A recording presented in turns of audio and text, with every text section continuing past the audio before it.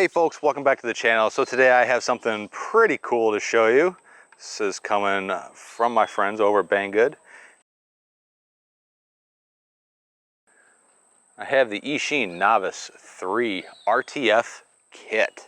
Now in the past, when they've said RTF kit, that was always RTF kit with a asterisk because nothing was set up right. Everything had to be configured.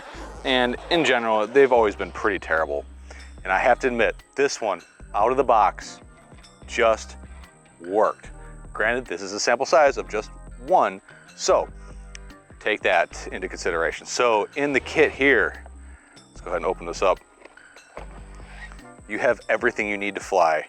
You get your radio, you get a set of goggles, you get a couple batteries, and they send you two of these.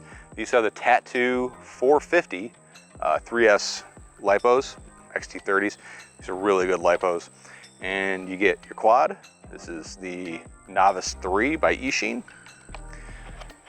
You get a charger, 4 said lipos.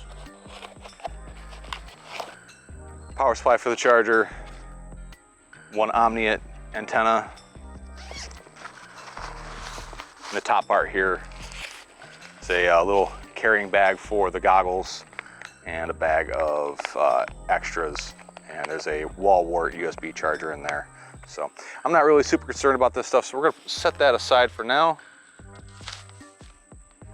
What else we got in here? There's more stuff. There's a shoulder strap for the bag. Who really cares about that? An extra set of props, some hardware, one of these craptastic little Phillips head screwdrivers, an Allen wrench, and you do get some documentation on how to set everything up. But you don't need any of that. At least my kit, I didn't need any of that stuff. So let's go ahead and get some of this out of the way, and we'll start with, I don't know, let's start with the goggles. Let's talk about the goggles. All right, so the goggles you get in the kit, these are the well-known EV800 goggles. Comes with a omnidirectional antenna, seems to work all right. It has its own proprietary charging port. It has this really nice soft touch finish to it. These things fit pretty good. One cool feature that I really like about these is the face part comes off and you're left with a like a little bench monitor. It even has a 1/4-20, I think is what it is, 1/4-20 tripod mount there on the bottom. But this is actually a really good tried and true set of box goggles. The picture is pretty good. It's I don't know, it's a little on the muddy side, but for what you're getting, it's kind of what you'd expect. Screen size is about 5 inches. And it looks really good. I'm really happy with these. If I was starting out and I had to have a box set of goggles, I would be all right with these. No diversity, as you can see, only 1 antenna. The viewport is kind of on the small side. If you had glasses, I don't think you'd be able to jam them in there. Actually, I'm pretty sure you wouldn't be able to jam in there, so keep that in mind. There's no focus slider adjustments like some of the other box goggles out there. So a few of the things that I really I question about these is the proprietary charging port. That's just asking for problems. And the other big one is right here. Look at that. RPSMA. Pretty much the standard now for goggle antennas is SMA. This uses RPSMA. In all honesty, this is probably the better connection because this is not gonna wear out as fast as the little pokey hole bit inside of the antenna. This is gonna last longer, so you would want to put this on a part that's more expensive, but all the goggle modules out there, that's kind of the standard, is to be SMA, not RPSMA. But just keep that in mind if you do get this set of goggles with this kit and you're gonna order extra antennas, make sure you pay attention to which antennas you're ordering and order accordingly. So the next thing you get in the kit is this. This is the radio. This is the Eachine ER8 radio, and I'll be honest, I can't find a lot of information about it. It certainly looks an awful lot like a TBS Tango, well, Tango 1 now, because that's what we have. We have a 2, so no, I guess that's a 1. I wasn't really prepared to like this thing as much as I do. I gotta be honest. This form factor, it's pretty nice. It kind of makes me want to get a hold of a genuine Tango 1 and give that a try. see how well that works and how well it feels, because I actually really like this. So this does come with OpenTX installed on it. It's kind of a weird version of OpenTX. I can't find any way to update this. I can't find firmware for it. You can't connect this to a computer without doing some hackery on the inside. There is a way to do it, but that's beyond the scope of this. You do have to open it up and splice in some wires, but you can't just plug it into your computer to run a sim. It will charge the LiPo through the USB port, so that's a nice thing. It comes pre-bound to the quad, and by the way, the goggles, they were already on the right channel for the quad itself too. Sticks feel, they feel all right. They feel like what you would expect for this type of radio. Controls are a little weird if you're used to other radios, but let's face it, if you're buying this, it's because you don't have any other stuff and you want to get into the sport without too much hassle, too much headache. So it just works. It just works. In the back here, you have your battery bay. I just put one of the included 450 3S Tattoo batteries in there. It's a pretty large bay, so you could probably find something better to put in there than that battery. But that's what's in mine, and all in all, not a bad radio. Not bad at all. I'm actually very surprised. I figured this would have a ton of dead zone and just be all sorts of terrible. Nope, actually pretty good. Pretty darn good. So it wouldn't be an RTF kit if they didn't include a charger, so we do have this charger. This is like the old Charsoon chargers. It's just got a different person's label on it, different company's label on it, so not a bad charger. It charges through the balance port. It's about a 2C charge on those little LiPos, so keep that in mind when you're using this. It's a fixed output rate. You can't adjust it. It does come with a wall power supply. Nice thing about this power supply is this will plug right into your TS100, your SQ001 soldering iron. So now you have a bench power supply for your portable soldering iron if you happen to have one of those. But all in all, not a bad charger. This is probably the first thing that you upgrade if you do end up with this kit, just because it works. It's not a great charger. I would keep this around for charging like goggle batteries or just something in a pinch, All in all, not too bad. The quad, this is the Eachine Novice 3. Here we go. It's not a bad little quad. Yeah, there's a lot of corners cut, the frame's not cut quite right. The motors are, they're not the strongest shafts. I have crashed this a few times. I've locked one of the motors right up because I bent the bell, and you know what? I just grabbed the bell and bent it back the other way, and away I went. No problems whatsoever. You do have to manage your antennas, both of your receiver antennas, because this does have a diversity setup on it, and you got to manage your VTX antenna because they'll just get chewed up almost instantly in the props here. It comes with a DVR built into it. So as you can see over, we have a SD card port. So you can record your onboard DVR, which is really nice. Since your goggles don't have DVR, your quad does. So just make sure after you crash every time, you make sure your card's in there, because this type of SD card port without a little clasp on the outside, they can eject your cards. It happens. The VTX seems to be doing all right. It's a 25 to 400 milliwatt VTX.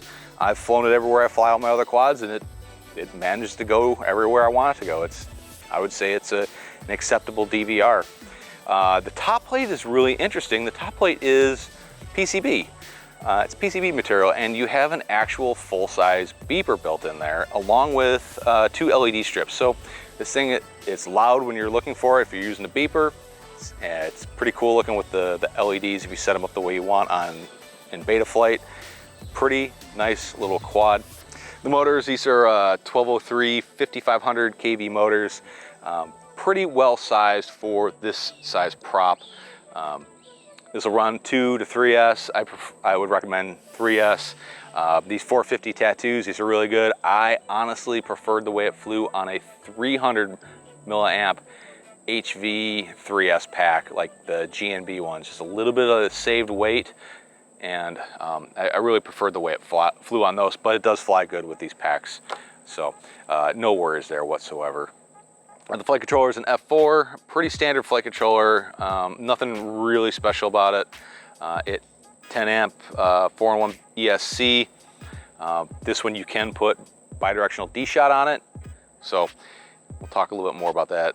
It does use a FrSky D8 or D16 receiver. You can do either one. 2 antennas on it. I haven't seen any SPI-based VTXs that happen to have diversity antenna setup on them. So that is kind of unique to this. The camera is a Caddx EOS 2. It's a 4:3 image, non-adjustable. You can't move any settings around on it, so it is what you have. Not bad. It works really well.